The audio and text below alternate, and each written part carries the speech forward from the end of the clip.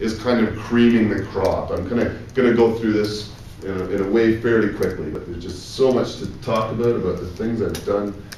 Anyway, I guess I may as well go off about all the media as well. No, I'll save that for the end. I'll go through this. So this one here is really old school, gives you a sense of some of the earlier days. You see me here at the back. This is my friend Crystal, who lives in Edmonton now. My friend Odin, who I see all the time. He's a very good friend. This is Hillary. This is my friend Dan, who's still around. This is before Dan was blowing glass, for those that know him. And Justin, this is the only person whose name I don't know. This picture is probably 12 years old. So, you know, no, that's at the mushroom tree in Beacon Hill Park.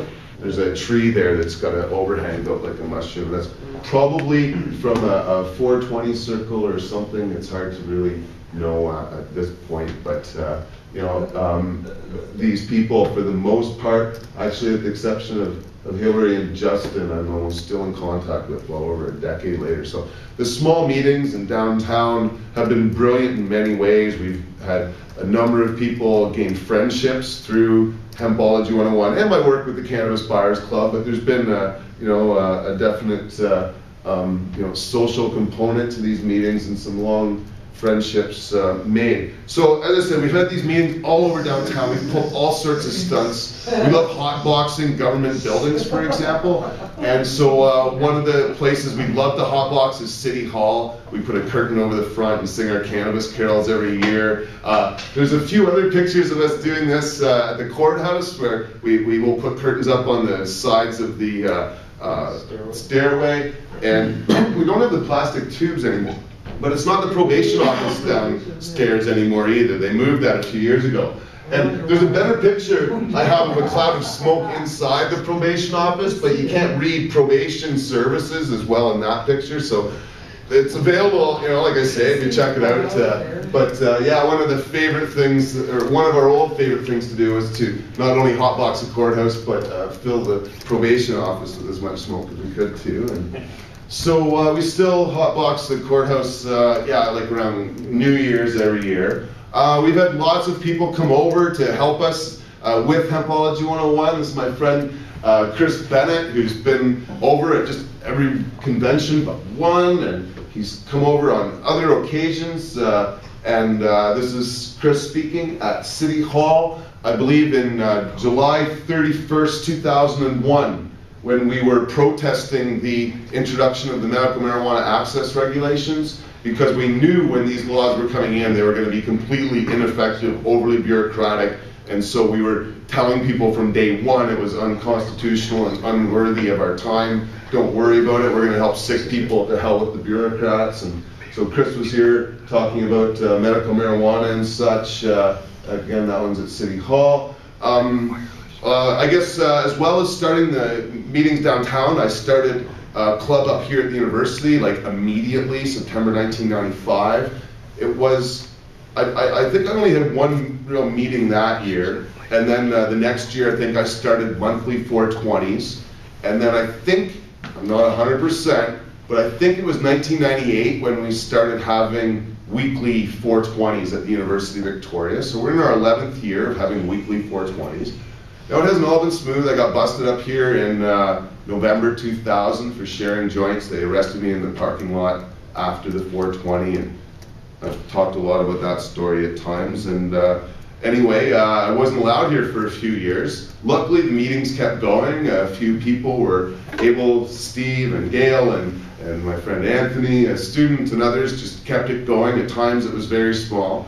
And at the same time, in order to kind of keep myself involved with students and such, we started up a small club at Camosun College that lasted for a few years. However, when I was allowed back at the university, the club at Camosun was not kept up, partly because it just wasn't as well attended, certainly as UVic, and we were getting hassled by security, and canceling the 320 at Camosun has allowed me to teach this class here. So there's been a few I guess, good reasons in a sense to let it go, but you know, it was fun while it lasted. I guess the other thing too is like half the people in this picture and half the people that came to the Camosun 320s weren't actually students at Camosun. We were just kind of a bunch of potheads showing up there too. So anyway, we had a few conventions at Camosun when I wasn't allowed at UVic. We had our 10th annual convention just recently.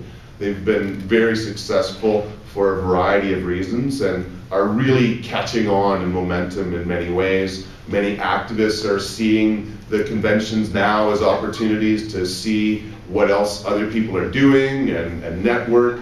It's certainly great for people like myself to be able to speak one-on-one with people that often we're either reading about or online with or phone or whatever, but to sit down as a group of activists is incredibly rewarding, and then giving the public the opportunity to work with us and become more involved and activated has been you know, really inspiring for all involved. And each convention has improved, we've learned, we've grown, and this is Matthew Elrod from Drug Sense at this point, or in this convention speaking, but yeah, we've had a broad range of people, everyone from Mark Emery to Brian Taylor. I could go on. Our biggest event of the year that we work with is April 20th. There's nothing we can do about it. We don't even advertise for it anymore. It just happens at City Hall. This picture is actually from years old. I think this was 2002. I'm not even sure because it's all a blur. But that's me here. Again, it's all kind of a blur. But yeah, for the past 3 years we had over 1,000 people at City Hall, and this year we're going to set up an information booth there all day. One of the more fun things that we've done a few years ago, I came up with the world's only cannabis game show, and it's been a lot of fun playing. We were going to play at the university today, but it's been raining so much that I've canceled. We're going to play again next week. But it's the most fun thing that I guess I have come up with. Most of my other work, like the Cannabis Buyers Club and Hempology 101, were other people's ideas, and I've just kind of worked with them, right? In some sense, I don't think I have a lot of my own ideas. This game show is my baby, and it's so much fun.